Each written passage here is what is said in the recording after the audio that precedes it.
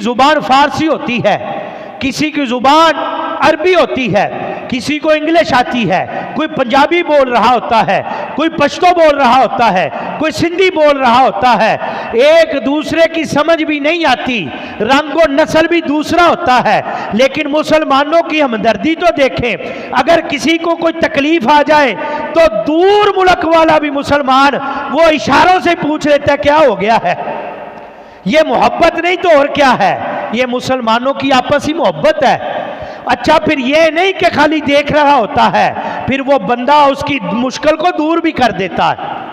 आप अंदाजा तो करें, हमारे पाकिस्तान से कोई बाबा जी गए हो, वहां पे चाहे कोई अरबी बोलने वाला हो, कोई भी इलाके का हो, तो वो इशारों से पूछ लेता है कि आप परेशान क्यों हैं, यहाँ क्यों खड़े हैं। वो पकड़ के ढूंढ ढांड के होटल तक ले जाता है, जहां रहायश होती है वहां पहुंचा के आता है। आप किसी को कहें आपके सामान के पास खड़ा हो जाएगा, भाई जानता तो नहीं, रिश्तेदारी तो नहीं है, अपना वक्त निकालेगा, वहां इंतजार करेगा।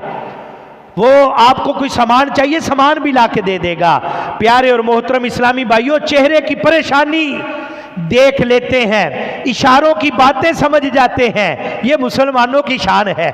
हज का मौका हो, उम्रे का मौका हो, इशारे समझ जाते हैं कि क्या कहना चाह रहा है, क्या कहना चाह रहा है, इसको परेशानी क्या है।